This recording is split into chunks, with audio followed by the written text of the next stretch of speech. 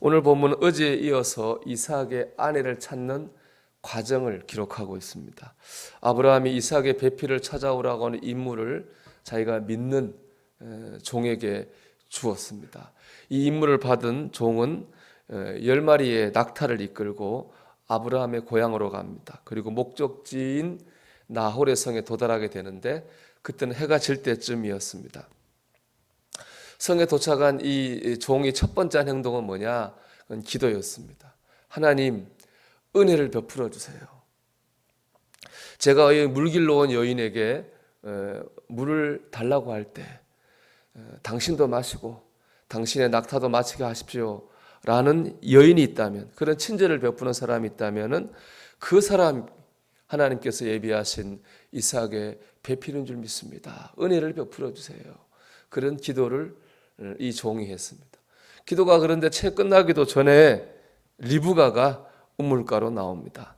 그리고 종의 질문에 친절을 베풀어서 마시게 하라고 그 친절을 베풀어 대답합니다. 리브가는 하나님께서 이삭을 위해 예비해 놓으신 믿음의 배필이었습니다. 결국 종의 기도가 응답을 받았습니다.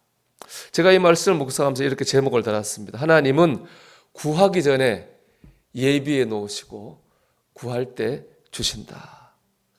하나님은 구하기 전에 예비해 놓으신 것을 우리가 구할 때 주십니다. 하나님은 종이 기도하기 전에 이미 리브가라고 하는 이 배필을 예비해 놓으셨는데 종이 기도할 때 종에게 주셨습니다. 우리가 기도해야 할 이유가 바로 여기에 있습니다. 하나님께서는 우리가 뭐가 필요한지 아십니다. 그리고 예비해 놓으셨지만 언제 주십니까? 우리가 기도할 때 그것을 주십니다.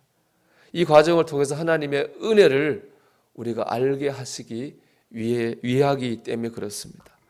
마태복음 7장 7절에 말합니다. 구하라 그리하면 너희에게 주실 것이요 찾으라 그리하면 찾아낼 것이요 문을 두드리라 그리하면 너희에게 열릴 것이니 라고 말씀합니다.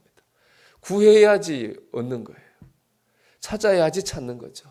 문을 두드려야지 열리는 은혜를 경험할 수 있습니다. 여러분, 구하고 찾고 두드림으로 말미암아서 주님이 예비하신 은혜를 여러분 경험하시기를 주의 이름으로 축원합니다. 또 하나 나눌 음성은 사소한 것의 소중함입니다.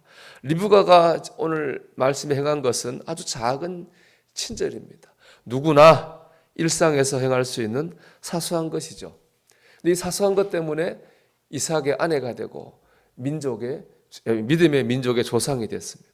이것처럼 성경을 보면요, 이런 사소한 것 때문에 큰 결과가 갈리는 경우가 많이 있습니다. 대표적인 경우가 에서와 야곱 그리고 팥죽 한 그릇이죠. 사냥을 마치고 에서가 배가 너무 고파가지고 팥죽 한 그릇에 장자의 권리를 동생 야곱에게 팔았습니다. 이로 인해서 형 에서가 아니라 동생 야곱이 장자의 권리를 얻게 되었습니다. 그 팥죽 한 그릇 얼마나 사소합니까? 그런데 그 팥죽 한 그릇으로 이 장자가 되는 이 권리가 왔다 갔다 하게 되었습니다. 사소한 것이 아니죠. 하나님이 사소한 것을 통해서 크게 역사하십니다. 우리는 그래서 사소한 것을 아주 사소하게 치부해서는 안 돼요. 여러분 지난 날들을 생각해 보십시오. 사소한 말 한마디, 사소한 일 하나 때문에 우리가 마음이 상해가지고 잠을 자지 못하고 지새운 적도 있지 않습니까? 사소한 것 때문에 하루 종일 이 평안을 깨지고 분노에 우리가 시달린 적도 있습니다. 그런가 하면 사소한 말 한마디가 사람의 인생을 좌지우지하기도 합니다. 사소한 일은 절대로 사소하지 않은 거예요.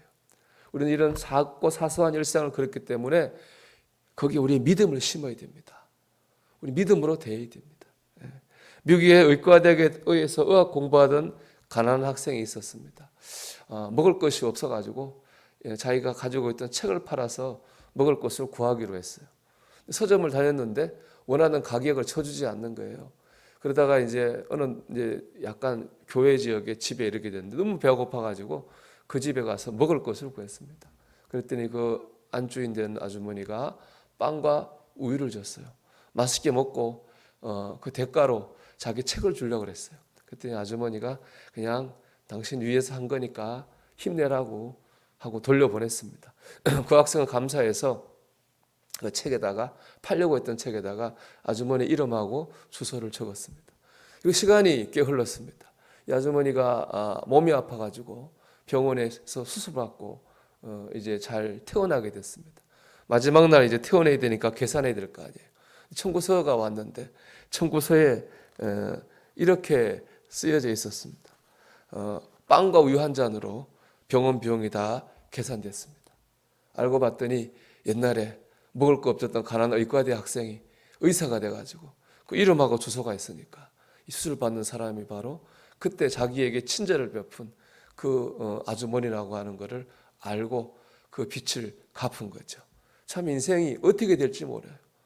어느 경우에 그것도 만나게 될지 모르는 겁니다. 여러분 사소한 일에 여러분 은혜를 담고 믿음을 담으시기를 축복합니다. 오늘 일어나는 작은 일상 속에 여러분의 믿음을 담을 때에 우리가 하나님의 역사를 경험하게 될 줄 믿습니다. 무엇보다 우리의 작은 일상을 위해서 여러분 기도해야 됩니다.